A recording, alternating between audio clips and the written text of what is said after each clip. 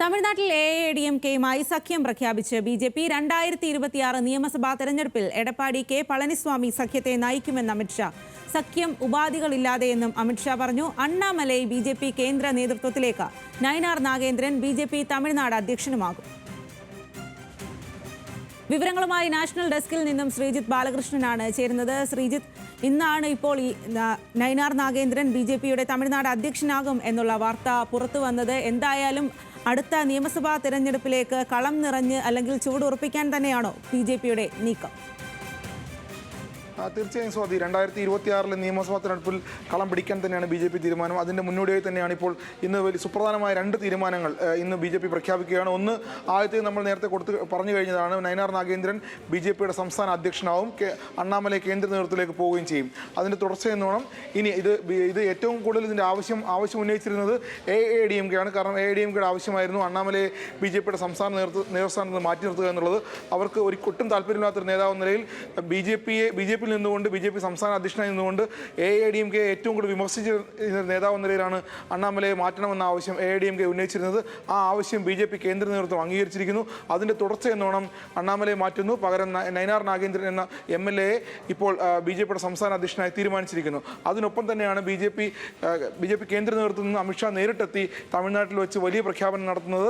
അതായത് DMKയും BJPയും ഒന്നിച്ച് 2026 നിയമസഭാ തെരഞ്ഞെടുപ്പിനെ നേരിടും. അതിൽ ഏറ്റവും സുപ്രധാനമായത് എടപ്പാടി പളനിസ്വാമി ആയിരിക്കും ആ സഖ്യത്തിന് നേതൃത്വം നൽകുക. അല്ലെങ്കിൽ മുഖ്യമന്ത്രി സ്ഥാനാർത്ഥി ആരാകുമെന്ന രൂപത്തിലൊരു അനൗദ്യോഗിക പ്രഖ്യാപനം കൂടി ഇന്ന് കേന്ദ്ര ആഭ്യന്തര മന്ത്രി അമിത്ഷാ നടത്തിയിരിക്കുന്നു. 2026 നിയമസഭാ തെരഞ്ഞെടുപ്പിൽ വലിയ രീതിയിലുള്ള മുന്നേറ്റമാണ് BJPയും അതോടൊപ്പം തന്നെ DMKയും ലക്ഷ്യമിടുന്നത്.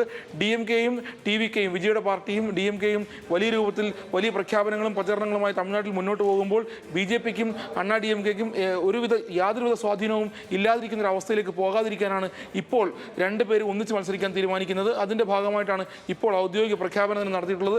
എന്തായാലും DMK ഒപ്പം ചേർക്കുമ്പോൾ BJP ലക്ഷ്യമിടുന്നത് ദ്രാവിഡ വോട്ടുകൾ കൂടിയാണ്, അല്ലെങ്കിൽ ദ്രാവിഡ മേഖലയിലുള്ള മുന്നേറ്റം കൂടിയാണ്. ഇപ്പോൾ ഈ ഹിന്ദി ഭാഷയുമായി ബന്ധപ്പെട്ട് നിൽക്കുന്ന തർക്കങ്ങളൊക്കെ അല്ലെങ്കിൽ BJPക്കെതിരായ വലിയ ആരോപണങ്ങളൊക്കെ നിൽക്കുമ്പോൾ DMK ഒപ്പം ചേർക്കുന്നത് ആ മേഖലയിൽ BJPക്ക് ഗുണം ചെയ്യുമെന്നാണ് BJP കരുതുന്നത്. അതുമാത്രമല്ല, തെക്കൻ തമിഴ്നാട്ടിൽ നിന്നും കരുത്തനായ ഒരു നേതാവിനെ BJP അധ്യക്ഷനായി മാറ്റുമ്പോൾ, അതായത് നയനാർ നാഗേന്ദ്രൻ തിരുനെൽവേലിയിൽ നിന്നുള്ള നേതാവാണ്. മധുര അടക്കമുള്ള മേഖലകളിൽ വലിയ സ്വാധീനമുള്ള തേവർ സമുദായത്തിലുള്ള നേതാവാണ്. ആ OBC സമുദായത്തിലുള്ള നേതാവാണ്, OBC വിഭാഗത്തിലുള്ള നേതാവാണ്. ആ രൂപത്തിൽ വലിയ കൃത്യമായ പ്ലാനോട് കൂടിയാണ് BJP ഇത്തവണ നിയമസഭാ തെരഞ്ഞെടുപ്പിന് ഒരുങ്ങുന്നത്. അതായത് ഒരു വർഷം മുമ്പ് തന്നെ അധ്യക്ഷനെ മാറ്റിക്കൊണ്ട് തെരഞ്ഞെടുപ്പിന് ഒരുങ്ങുന്നു. സഖ്യവുമായി, അതായത് തമിഴ്നാട്ടിൽ വലിയ സ്വാധീനമുള്ള DMK സഖ്യത്തിൽ ചേർത്തുകൊണ്ട് തമിഴ്നാട് രാഷ്ട്രീയത്തിൽ വലിയ മാറ്റങ്ങൾ ഉണ്ടാക്കാൻ, അധികാരത്തിലേക്ക് തിരിച്ചെത്താനായിരിക്കും DMKയും ഒപ്പം BJPയും ശ്രമിക്കുക. സ്വാതി.